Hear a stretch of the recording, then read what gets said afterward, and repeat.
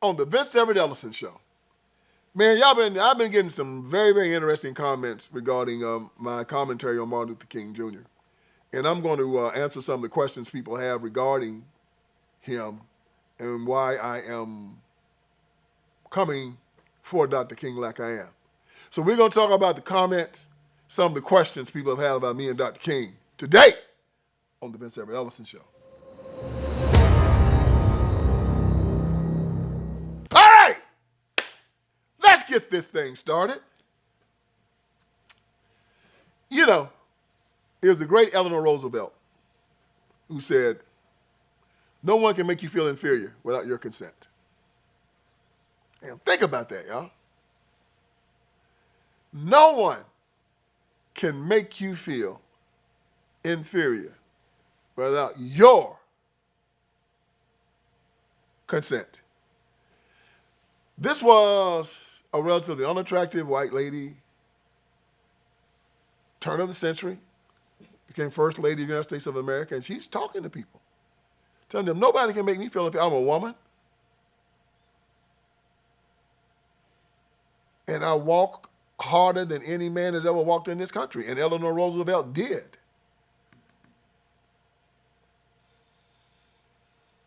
And you will give that statement to black Americans, and they'll say, she don't know what she's talking about. She don't know, people force you to feel inferior. You ain't got no choice but to feel inferior. Their minds are too clouded and too reprobate, and they are too demoralized to even understand what Eleanor Roosevelt is talking about. And it is so true. Our Bible says, as a man thinketh, so is he. That means if you think you're inferior, you are inferior. If you don't, you're not. This is always this question, this people say, how can a bumblebee fly? Why does a bumblebee fly? Because everything about him says he shouldn't be able to fly. His wings are too short. His butt is too fat. Aeronautically, the bumblebee should not be able to fly in any shape, form, or fashion. He is a natural phenomenon. But guess what he does? He flies. You know why he flies? Because he saw his mom and daddy do it, and nobody told him that he couldn't. We look at our parents, we look at our peers around us, and forget what they say. We watch what they do. 90% of all communication is nonverbal. And when the people around you that look like you and act like you and that you look at to emulate and you look at to give you advice and you look at and say, this is who I get all of my instruction from, when they by action and by deed say that you're inferior and that they're inferior, you buy it. Doesn't matter what nobody else says. But if the opposite is true, if by deed and by action they say that you are not inferior, that you are superior, no matter what nobody else says, you believe that too. This is why we get back to Martin Luther King Jr. and the sanitizing of our black past. Every time we say that we're not responsible for our past, we tell people that we're inferior, that we were animals, that we were beasts, that we didn't have the ability to make decisions, that somebody else controlled us. Even our Bibles, when they talks about the children of Israel and when they would fall away from God and be punished because they were sinful, they would always take responsibility. I remember watching this movie, The Kingdom of Heaven. It was about the Christians taking back the city of Jerusalem and the Muslims coming to take it. The Christians took it back from the Muslims, and now the Muslims were coming to take it back. And the leader of the Muslims was Saladin. Saladin was a great general, and they were surrounding Jerusalem. Their intention was to take it back. And one of Saladin's lieutenants told Saladin, he said, "We lost Jerusalem because we were sinful." Saladin said, "No, we lost Jerusalem because we were unprepared." See that? This one guy was going to sanitize their history. And with his explanation of their loss of Jerusalem, they would have kept losing Jerusalem over and over and over and over again. Because the sinfulness of them was the reason why they lost it. Saladin said, we lost because we were unprepared. And Saladin says, we're not going to sanitize history. We're going to tell the truth about it. We were unprepared militarily, and the Christians kicked our behinds. Not going to happen again.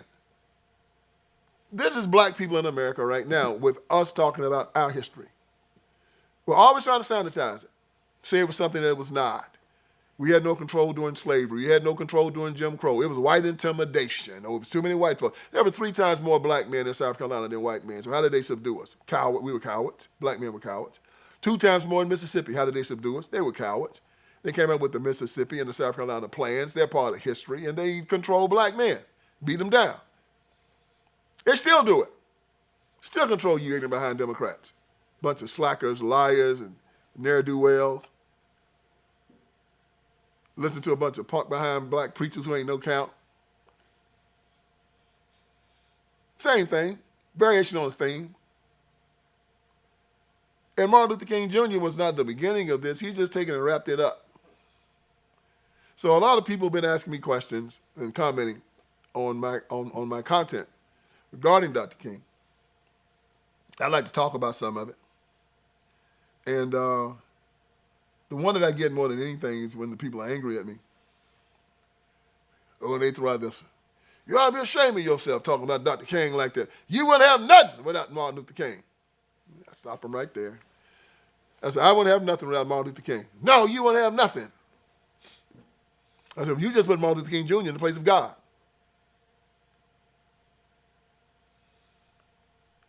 Because from what my Bible tells me, God provides me everything. Everything. It didn't say some things. It says everything. And you just told me without Martin Luther King Jr., I'd have nothing. Let me tell you something. Ain't no amount of marching and fighting and burning up stuff got me what I have. If Jesus Christ has ordained something for me, there is no one that can stop it. And so you're saying that I got to go through Martin Luther King to get what I want to, or to go to someone else? No, you're wrong, brother. That's why you don't have anything. Because you believe that everything I have comes through a dead man. Stupid statement. Stupid person.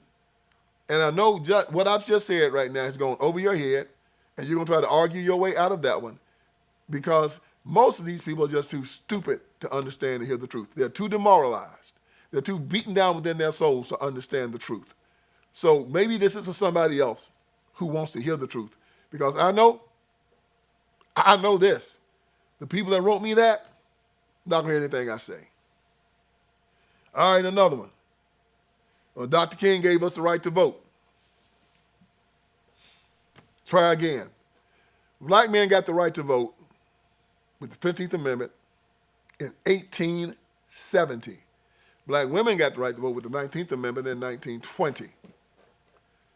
Now, the 15th Amendment gave us the right to vote, black men the right to vote.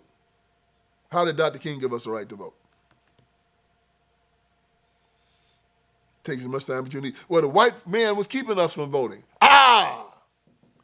Okay, then, so what would the white men have done if we tried to keep them from voting? They got their guns. Why didn't you get yours? Dr. King didn't give you the right to vote. You finally decided to exercise your right to vote. What you did do, though, as most cowards did do, you called the federal government down and told them to guarantee your right to vote because you yourself didn't have the courage to do it. And when they removed the 1965 Voting Rights Act, everybody went crazy. Oh, Lord, they're going to take away our right to vote. Still cowards. Still cowards. You had the right to vote all along. You're just too cowardly to use it. King didn't give you the right to vote.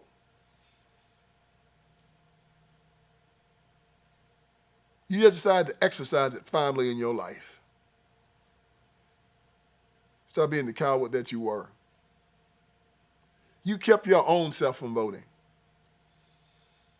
And that's the sadness of it. Instead of King telling you to ante up like men, stand up and walk out there and vote, throw your shoulders back, act as men, told you to lie down and get the hell beat out you and call the federal government down, your daddy to come down to protect you because you weren't man enough to protect yourself. And you call that a victory?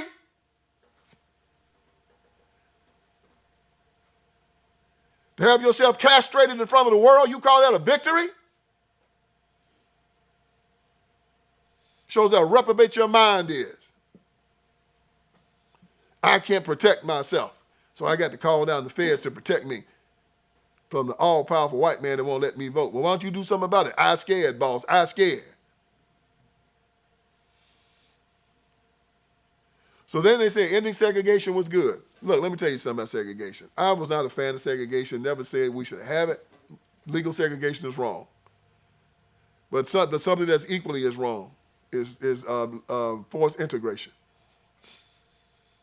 We were fighting for desegregation. That is to allow people to go where they want to go, and if they don't want to go there, don't go there. Don't be forcing people to do anything. Martin Luther King Jr. wanted forced integration. That means going to Washington, D.C., getting a law passed, and using a gun. And it has not worked. People found ways around it every time.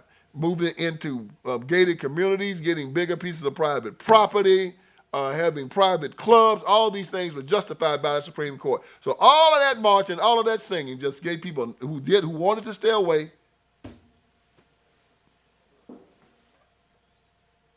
the right to stay away. Didn't change a thing. America is as segregated now as it ever has been. So no, King didn't end segregation. All he did was put a fake law on the books that said that you couldn't discriminate or segregate. And guess what? People did it anyway. And the law is unenforceable because you cannot prove why somebody didn't give you a job, and you cannot prove why somebody doesn't want to live beside you unless they tell you, and people are too smart to do it now. So there it is. It did nothing. It just made people be quiet about why they were doing what they were doing. But they're still doing it. The numbers prove it to be true. So people say, well, King was a communist. What's wrong with being a communist? Yeah, we got a long ways to go if you don't know what's wrong with being a communist. Number one, communists are atheists. They're atheists. They don't believe in God. I think that should be enough by itself. They are not going to compete with God for power.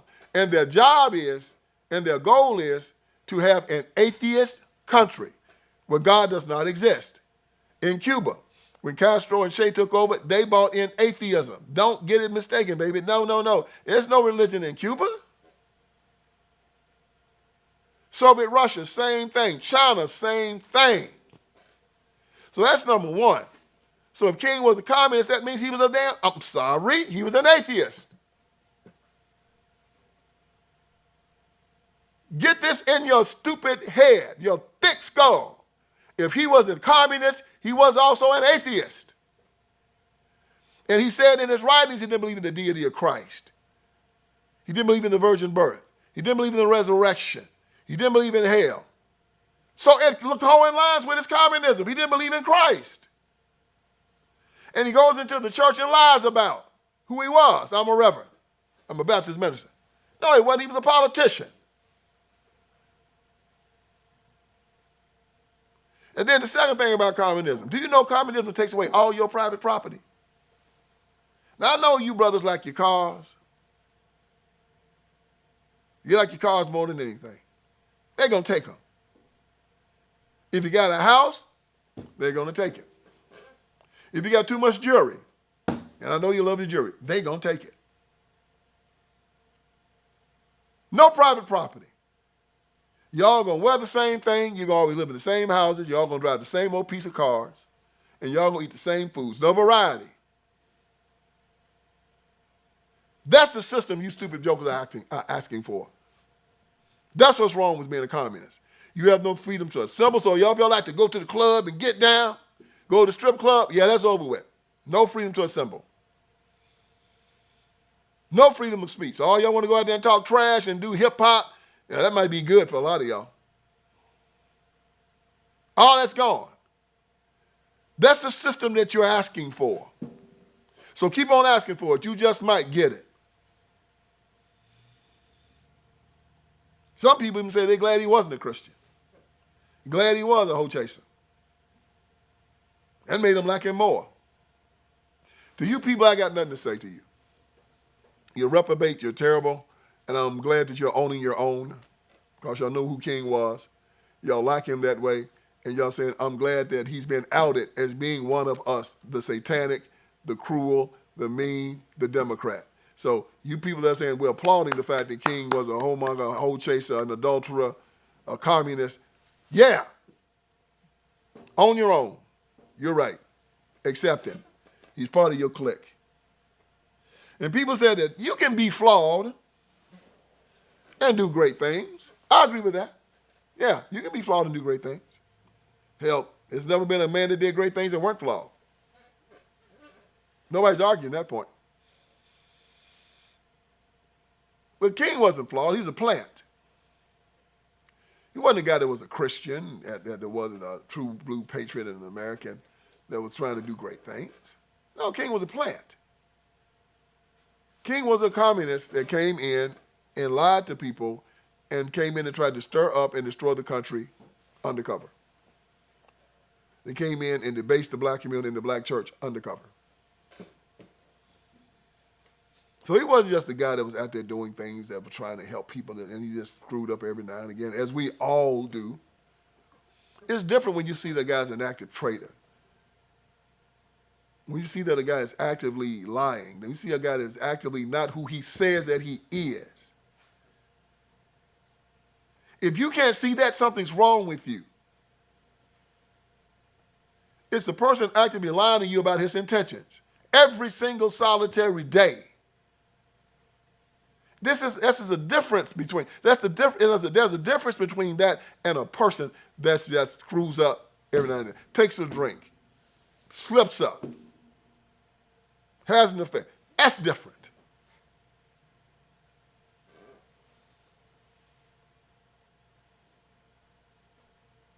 And they said, what if my sins were shown to the world? Would I be able to survive it? Oh, probably not.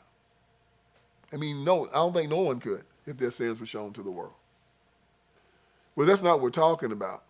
We're not talking about just embarrassing Martin Luther King Jr. and showing his sins to the world because we just want to embarrass him.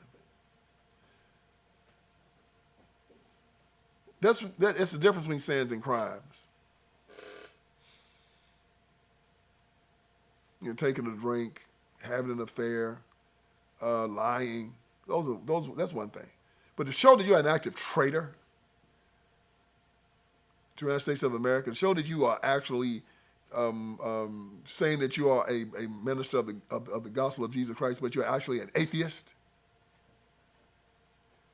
Taking the black church and you're intentionally making it apostate and turning it over to a Marxist, communist, atheist organization. Yeah, this is different. I mean, I don't care if they keep Martin Luther King Jr.'s sex tapes out. Those are irrelevant to the conversation, as far as I'm concerned. No, but the fact that he was a fake preacher, that he's a stone cold communist and a traitor to the United States of America, I think those are the things that we should be focusing on and we should be talking about, and to show that his ideology and his philosophy has destroyed black America. Those are the important things. And then there are people say, I don't trust the FBI. Well, that's your prerogative. I don't know anything the FBI has ever done to you. I mean, the FBI ain't never done nothing to me for me to distrust them. J. Edgar Hoover, they try to say he was a racist. I don't see any evidence of that.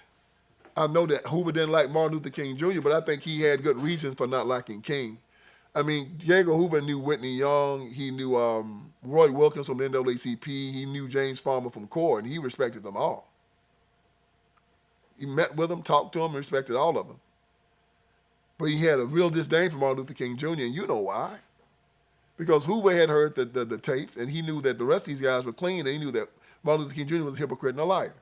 Now tell me, you hear tapes of a guy having orgies with 20 people, or tapes of a guy raping women, tapes of a guy with prostitutes, tapes of a guy drunk and cussing with outside children, and then he don't know you know he's this way. He gonna walk up to you and act like he's somebody that's holier than thou, and you think that J. Edgar Hoover's not gonna look at him with disdain?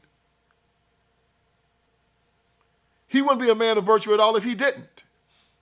I think that more than anything shows you that Hoover was a virtuous man, because he looked at Martin Luther King Jr. and said, I can't stand it. Look at it. Walking around here strutting, acting like, lying about him being this and being that, and we know he's nothing but a liar. And people are going to be surprised that J. Edgar Hoover held Martin Luther King Jr. in complete contempt. Hell, you should hold him in contempt. Hoover knew who he was. So how was Hoover supposed to react to Martin Luther King Jr. when asked about him? What was he supposed to say? Oh, King's a great guy. King's a great leader. Oh, he's supposed to say Martin Luther King Jr. ain't what but tell you who he is. Lied to me, lied to the president, lied to Bobby Kennedy, hanging out with a bunch of communists. It's a pervert of the highest order. So people are going to say, J. Edgar Hoover is a racist because he didn't like Dr. King. J. Edgar Hoover was a human being because he didn't like Dr. Martin Luther King. A human being. Because any human being that heard what J. Edgar Hoover heard and knew what J. Edgar Hoover knew about Martin Luther King Jr. and did like him got a problem.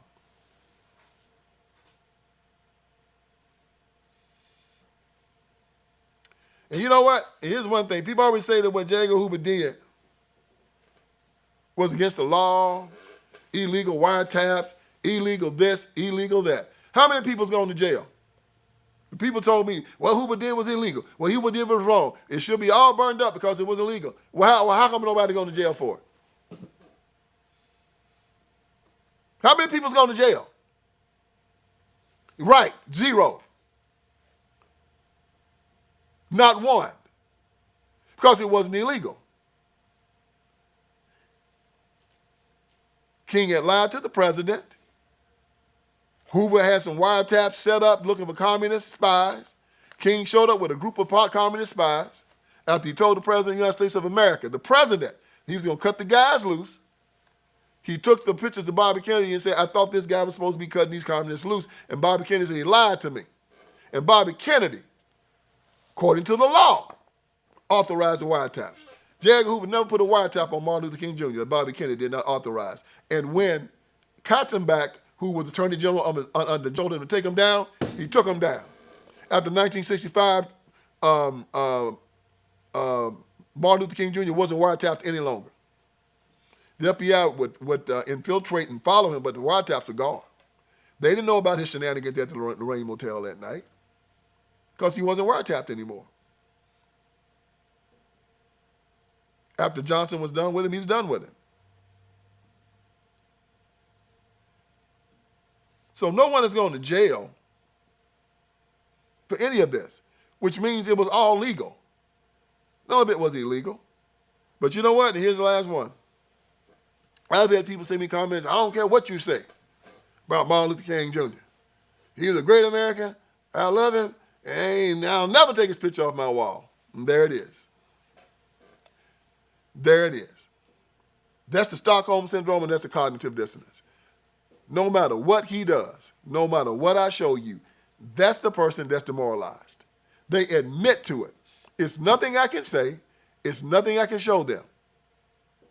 Nothing. I mean, not just the stuff that I have shown them. It's nothing that I can show them. It's almost like what I said about Jesus Christ. You've given this man the power of Christ. It is nothing you can tell me to turn me away from Christ. Nothing. They say it's nothing you can tell me to turn me away from Dr. Martin Luther King Jr. Nothing. They put him over Christ. That is the danger of this cult of personality, y'all. That's the danger of it. But I recognize what's going on here. Like I told y'all, I got a big brain. And I see things differently than other people. I know exactly what's going to happen with the black community when these tapes come out. Oh, boy, these tapes going to come out.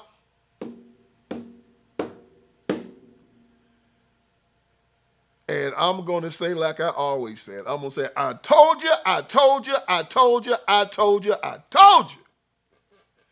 Y'all been talking about me for the last two and a half years since I put out, last 2 years since I put out my documentary, We Go to Hell For Me, and I told you about who Martin Luther King Jr. was. Oh, boy, they've been lighting me up. Some people have thanked me. I'm going to tell you the truth. More people have thanked me than been mad at me.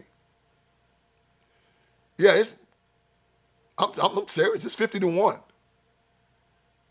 Most people come and say, thank you, Mr. Ellison, because they check behind what I've said, and they see that it's true. And then they look at the condition of black America and say, it all makes sense now. Thank you. I've gotten so many letters that just say, thank you for telling me what happened. I was wondering why we were in such bad shape. Now I know. Thank you. But then they're the ones that are going to go through these 5 stages of grief. And the first stage is the one that a lot of people are going through right now. You know what that is? Denial. Like an old person used to tell me, denial ain't just a river in Africa. You're going through the stage of denial. And you're going to have to go through that. And then once you go through denial, you're going to go through anger. Some people are already in anger. Just anger. Mad. No, I ain't going to believe no. Hate the FBI. Then people are going to be bargaining. Some people are already doing that by saying, well, what if the FBI is lying? Or what if they're wrong? Or what if they doctored the tapes? Or what if this is the KGB plan? Or what is it? What is it? That's bargaining, And then there's depression. They're going to just sit down and just be sad about it. So, oh, man. We've been made a fool of. They've been lying to us for the last 50, 60 years. We've been following behind a buffoon and a pervert and a liar. Oh, man, I feel so bad. They're going to be drinking liquor. They're going to be, some people are going to blow their brains out. They're going to be able to take it. They just not going to be able to take it. They're going to lay around in a depression. They're going to just give up on the world. They're going to go to the king's statue and lay down in sackcloth and ashes and just go,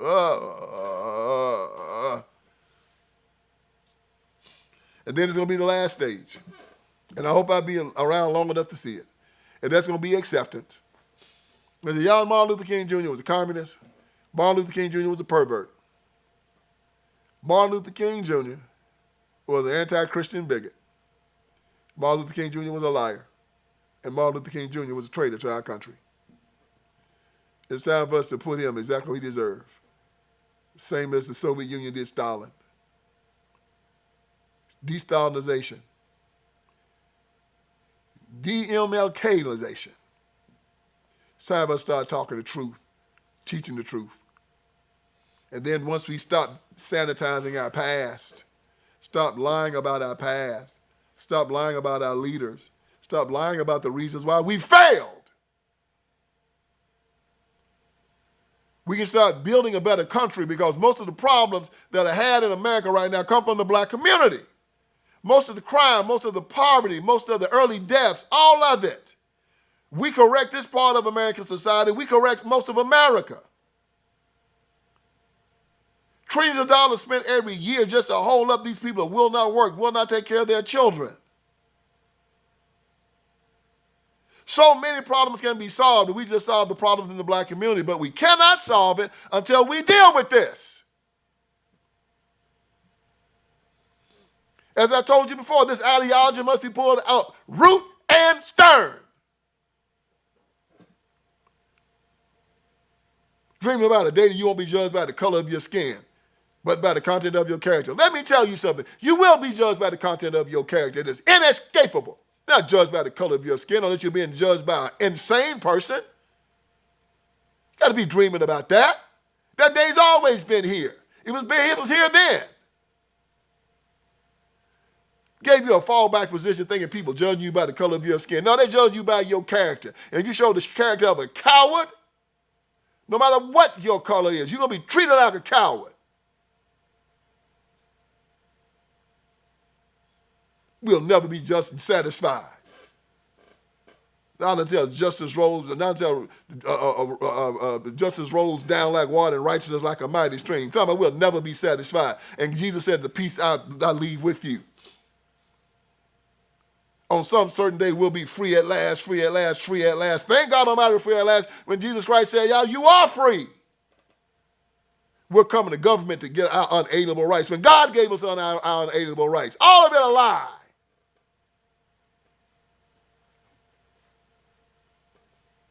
And we have to deal with this not just as a people, but as a nation. It's a flawed, destructive ideology. We have to turn back to Jesus Christ, then turn back to our Constitution, and then we'll be saved. That's it. That's the message. All of it. So I still got some time on this earth. And while I'm here, that's going to be my message to you. And every day of the week, I'm going to be here to wake you up. Hope I did you some good today. So join me again next week for another edition of the Vince Everett Ellison Show. All right, friends, Vince Everett Ellison is here.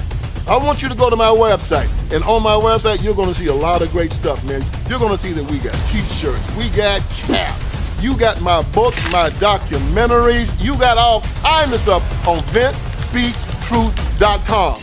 Go there. We're dropping new t-shirts, we're dropping new merchandise. My new book, The End of Tolerance, is there. The End of Tolerance. Make sure you get it, make it #1. If you got my first 3, get The End of Tolerance. It's just as good, and it's telling us we have to end our tolerance with these leftists, these Democrats. We can no longer allow them to sexually groom our children. We can no longer allow them to castrate little boys and call them little girls, run God out of the public square, take away our guns, take away our sovereignty. No longer allow it. So go on VinceSpeaksTruth.com. That is VinceSpeaksTruth.com. Hit merchandise. You'll see the t-shirts. You'll see the caps. You'll see the books. You'll see the documentaries. You'll see it all. And let's keep this ball rolling. God bless you.